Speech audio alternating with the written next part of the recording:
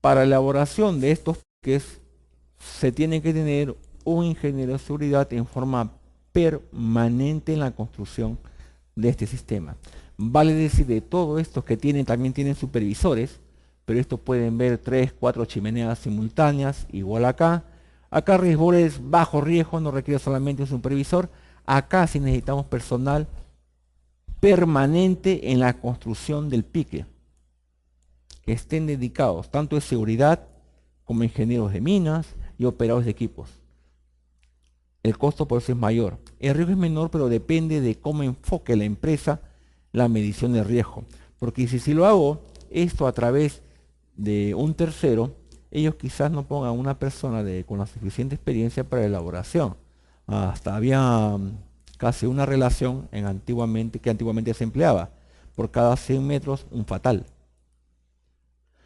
Todo eso se puede controlar. En el caso cuando hicimos el pique, la prolongación del pique, que eran 800 metros, no tuvimos ni un fatal, porque teníamos en todas las guardias un ingeniero de seguridad con normas muy específicas para lo que es la infraestructura, el sostenimiento y la perforación propiamente del pique. Y era el trabajo permanente. Entonces, si había algún problema o no estaba dentro de todo lo que era la norma de procedimiento, simplemente se paraba el trabajo hasta que las condiciones sean estándares y que tengan todo lo correspondiente a seguridad controlado. En esa época creamos, ustedes deben haber conocido que el sistema, el IPER, identificación de peligros y evaluación de riesgos. Aquí empleamos, en esa época, estoy hablando hace más de 15 años, empleamos no solamente el IPER, sino el IPER-C, el control, porque ¿de qué me vale identificar el peligro y evaluar el riesgo si no tengo una medida de control?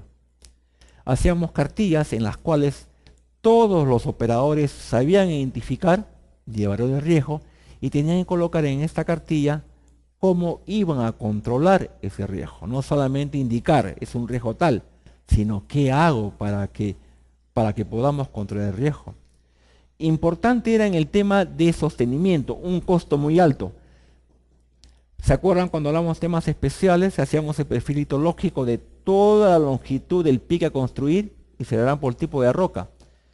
En algunos casos del tipo de roca muy mala, teníamos que colocar pernos cementados, porque la roca era muy mala, pernos cementados que a la vez usábamos con resina para que puedan anclar y meterse bien. O sea, el costo se elevaba al doble en esas zonas de sostenimiento.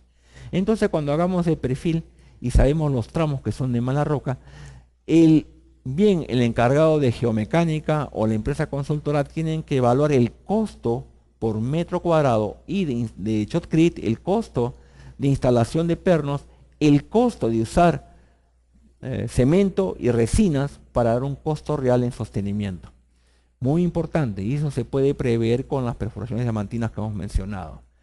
Además de ello, por efectos de seguridad, cuando ya construyamos el pique, se hace un anillo de concreto alrededor del pique.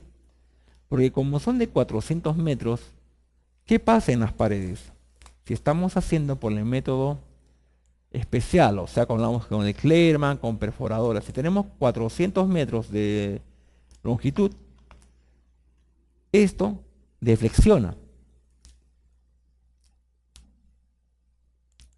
Tenemos que colocar todo un anillo de concreto para evitar o controlar más que todo ese deflexionamiento. Puede ser en este sentido o en otro sentido, dependiendo. Pero lo que más ocurre es este sentido. Y tenemos que hacer anillos de concreto. O sea, todo ese anillo de concreto a lo largo de todo el pique y cada ciertos tramos colocando ventanas, en el caso de haya agua, para poder controlar en un determinado punto con salidas de agua. Si cruzamos agua, en los cuales van hacia una zona de disposiciones de estos sedimentos. Estas pozas de sedimentación controlan todo lo que estos sedimentos en polvo, sacan el agua, lo llevan a la superficie y estos sedimentos son colocados como relleno detrítico. Son consideraciones que se tienen en la construcción del pique. Y obviamente esto es un costo de infraestructura.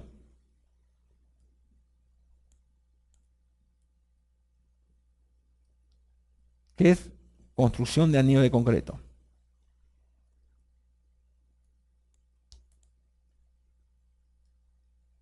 Anillo de concreto. Obviamente, donde se tiene que estimar en las zonas de tipo de mala roca, donde van a deflexionar más y donde tiene que tener una mayor carga portante. Este anillo de concreto, en promedio que usamos en esta profundización, soportaba hasta 25 megapascales. En las zonas que eran de muy mala roca, incrementamos la cantidad de cemento y acelerantes que llegaban a 35-40 megapascales, porque el empuje que hay de esta mala roca que deflexiona más es fuerte. Entonces este anillo de concreto tiene que soportar ese empuje. Y todos también son cálculos que tenemos que hacer para determinar, ¿no? Tenemos este cuadro en la cual tenemos la producción toneladas año versus la profundidad. Como sabemos, hay un punto crítico en las cuales, hablando de piques, hacemos rampas en zigzag o circulares o elípticas para poder bajar ciertos niveles, ¿correcto? Antiguamente, por los costos de operación, generalmente casi a los 400 metros ya era antieconómico usar sistema de camiones, ¿no? Acá este cuadro es interesante, ¿no? De cuando ya se pasa a open pit y cuando es antieconómico. Acá tenemos que hasta esa profundidad, una producción de 120.000 o 100.000, estamos hablando más o menos de unas de 500, 300 a 500 toneladas día, usamos este sistema en función de la profundidad. Después ya resulta antieconómico usar un sistema de transporte y tenemos que pasar al tema de shaft o piques, ¿no? Que está aproximadamente por los 300 metros, ¿no? Que podemos comenzar a usar estos sistemas, ¿no? Para una producción un poco mayor de 500 a 600 toneladas día y más. Entonces, esos son criterios que se han usado a nivel internacional. Cuando uno revisa los handbooks, tenemos que son criterios de comparación. A nivel latinoamericano, se usaban rampas en zigzag hasta hace unos años, hasta 400 metros en vertical. Después de ello ya era antieconómico. En algunas empresas mineras, en el sistema de carguillo, acarreo y transporte o acarreo y transporte, se comenzaron a usar alternativas muy interesantes. Inicialmente fueron los sistemas LHD, o usábamos scoops con equipos de bajo perfil, ¿no? Todos conocemos los dumper o equipos más bajos, pero ¿qué pasa? El costo de acarreo sí se mantenía bajo, pero el costo de transporte comenzaba a subir. A raíz de eso, en algunas minas hicimos lo siguiente: usamos camiones convencionales en los cuales fueron adaptados en tamaño, bajamos la caseta y permitía usar el transporte con estos camiones en secciones de 4 por 4 metros.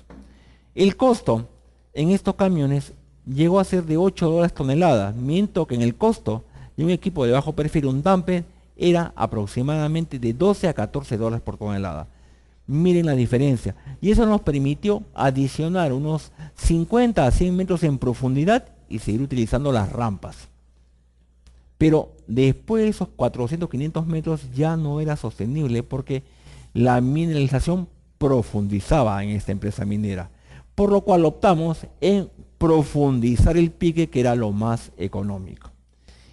Y paralelo a la profundización del pique, desarrollamos todo un sistema de rampas